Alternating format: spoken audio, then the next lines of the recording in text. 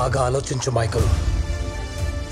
నేను నీకు ఆశ్రయం ఇచ్చాను, ఆయుధాన్ని ఇచ్చాను, కానీ నువ్వు దానికోసం నిలబడుతున్నావు.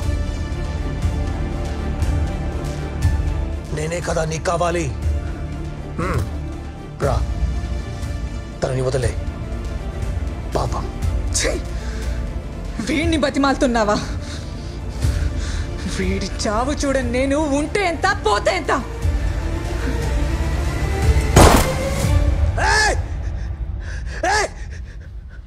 పాపమే సార్, రక్తంతో కడగాల్సిన పాపం.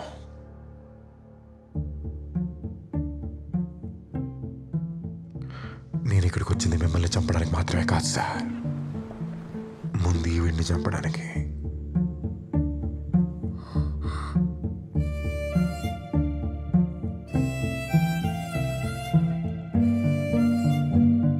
నువ్వు నా సొంత కొడుకు లాంటి వాడివి అనుకున్నాను రా ద్రోహి. సొంత కొడుకు లాగే కదా సార్ అనుకున్నారు? అవును సార్, ఒక అమ్మాయి కోసం ఇదంతా చేశా. అమ్మాయి కోసం కాకపోతే ఎందుకు సార్ ఒక మనిషి బతకాలి? ఎందుకు 20 ఏళ్ళు కాసుకుని ఎదురు చూసుకుంటూ ఇవాళ మిమ్మల్ని చంపడానికి మీ ముందుకొచ్చి నిలబడాలి? అమ్మాయి కోసమే సార్, కానీ మీరు అనుకునే అమ్మాయి కాదు, మీరు మోసం చేసిన అమ్మాయి.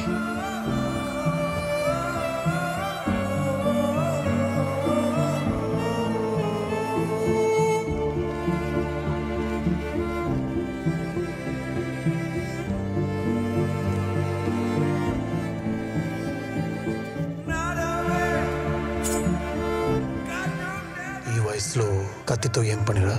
మా నాన్నను చంపడానికి.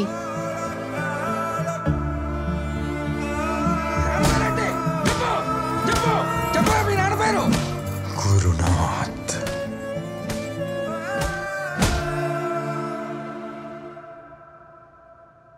అంటే నువ్వు ఆ జెనిఫర్ కొడుకువా?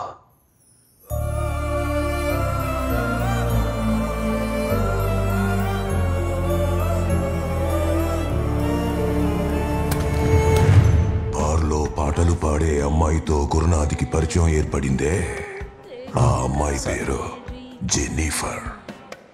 ఆ అమ్మాయి ఎవరు? ఆ అమ్మాయి కొత్తగా జాయిన్ అయిన సింగర్ సార్. పాటలు బాగా పాడుతుంది, వైలిన్ కూడా బాగా ప్లే చేస్తుంది. ఈ అమ్మాయి వచ్చాకే మన బార్ బాగా పాపులర్ అయింది సార్.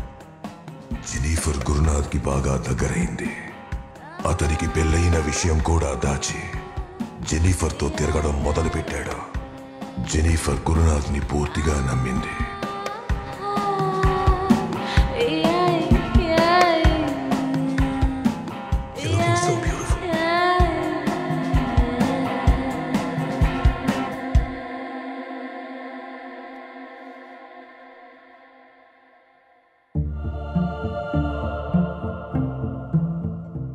గురునాథ్ వల్ల జెన్నిఫర్ నెల తప్పింది.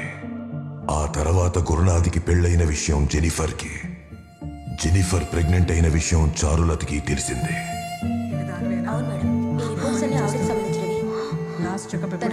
ఈ విషయం తెలియడంతో గురునాథ్ జెన్నిఫర్ని దూరం పెట్టాడు. కడుపు తీయించుకోమని బెదిరించాడు. నీతో పాటు ఉండటం కుదరదు.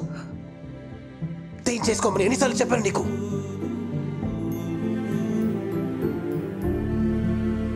నువ్వు నాతో కలవక ముందు ఆలోచించాల్సింది.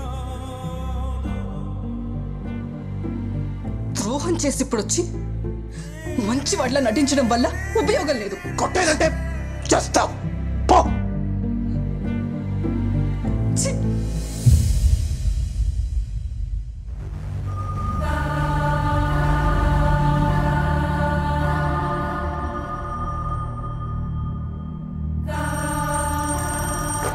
హలో.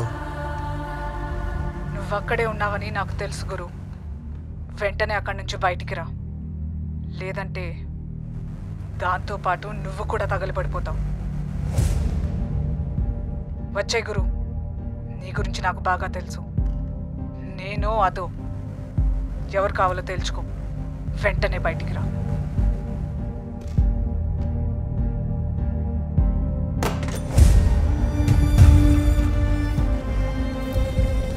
ఎవరితోనైనా పడుకో, కానీ వారసుడు మాత్రం ఒక్కడే ఉండాలి. అది నా బిడ్డై ఉండాలి. జెనిఫర్ ఇంట్లో ఉండగానే చారులత ఇల్లు తగలబెట్టించేసింది.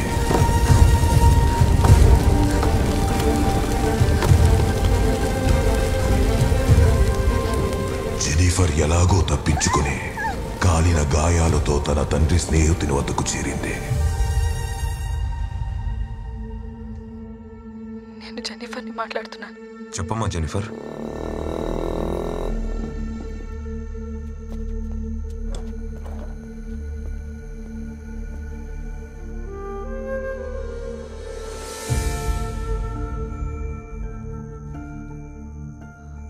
నాకు బిడ్డ పుట్టేంత వరకు బతకడానికి భద్రంగా ఉండే ఒక చోటు కావాలి.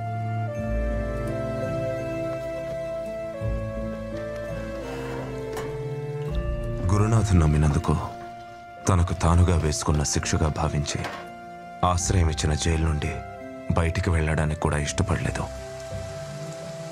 అక్కడే బిడ్డకు జన్మనిచ్చింది.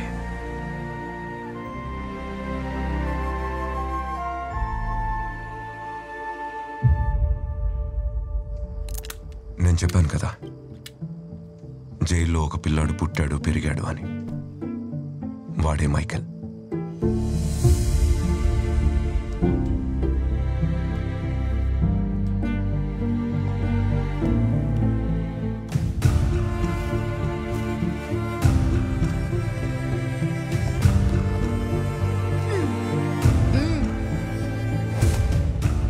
వాడికి 13 ఏళ్ళు వచ్చే వరకు అక్కడే ఉన్నాడు. కడుపులోనే కాలి కరిగిపోవాల్సిన వాడు. పుట్టాడు, బ్రతికాడు, పెరిగాడు గురునాథ్ మీద పగ తీర్చుకోవడం కోసం. ఒక మాట చెప్తాను విను మైకేల్. అమ్మ చెప్పేది బాగా గుర్తుపెట్టుకో. దీనికి కారణమైన వాళ్ల ముందు ఆకాశమంత ఎత్తులో నిలబడి అప్పుడు చెప్పు, నువ్వు నా కొడుకువని, జెన్నిఫర్ కొడుకువని. ఇంతవరకు మైకేల్ చేసిందంతా గురునాథ్కి దగ్గర అవడం కోసమే. అంటే ఆ రోజు గురునాథ్ చారులత తగలబెట్టింది మీ అమ్మన.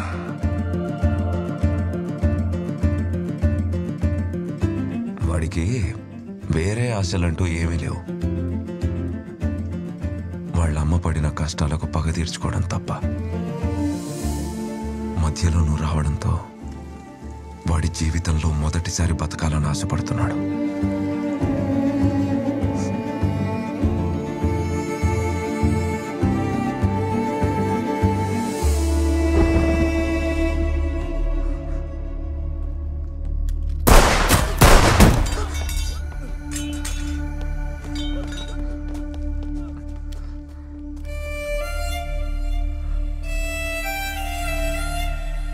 నువ్వు రాకపోయినా వాడు అదే చేసేవాడు.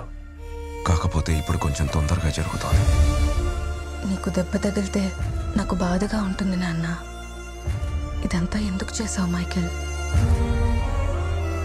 ఇదేనమ్మా, నాకు చాలా బాధగా ఉంది.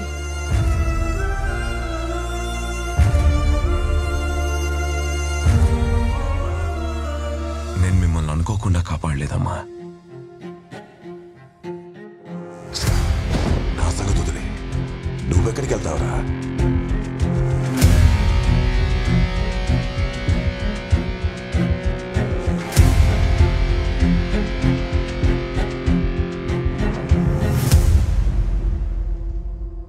వాడు నిన్ను కాపాడుకోవడానికే నా దగ్గరికి తీసుకొచ్చాడు.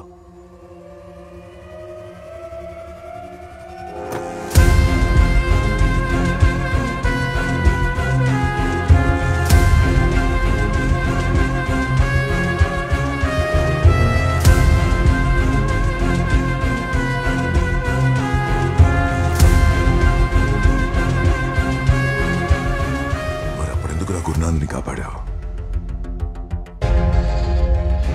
అది నా చేతుల్లో పోవాల్సిన ప్రాణం మాస్టర్.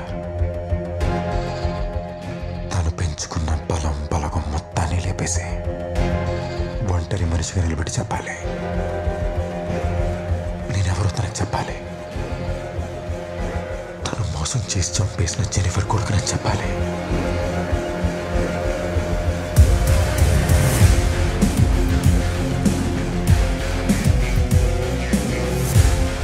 క్షమించచ్చుగా.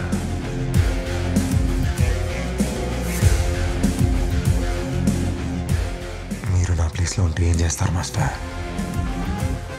నా దగ్గర సమాధానం లేదు, అందుకే వాడు అడిగింది తెచ్చి పంపా. వాడి తల్లికి సంబంధించిన ప్రశ్నలకు సమాధానం వెతుక్కుంటూ బయలుదేరాడు. వాడి సమాధానం దొరకందే రాడు.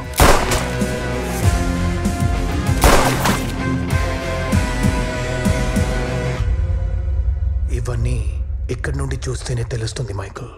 నిజం వేరేలా ఉంటుంది. ఇక నువ్వే ఉంటావుగా, చూడు. ఇక్కడ కూర్చుంటే మనం చేసేదే ఒప్పు అనిపిస్తుంది మైకల్.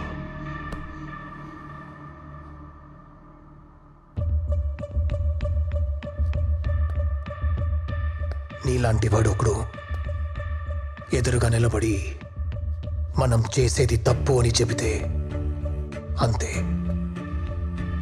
ఆ రోజు మన టైం అయిపోయిందని అర్థం. నువ్వు అలా వచ్చావు మైకల్, నువ్వు అలా వచ్చావు.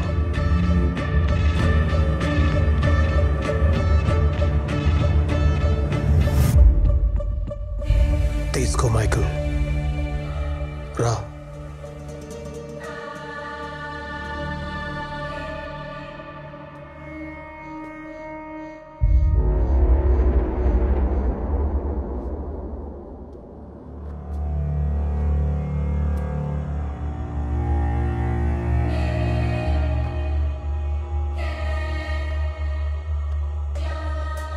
చెప్తున్నా కదా మైకల్, చివరికి నీ చేతిలో నా రక్తపు మరకలే మిగులుతాయని. పర్లేదు సార్, నా పాపాలన్నింటినీ మీ రక్తమే కడుగుతుందంటే అలాగే కానిద్దాం. నువ్వు గురునాథ్కి చేసింది ద్రోహం కదా?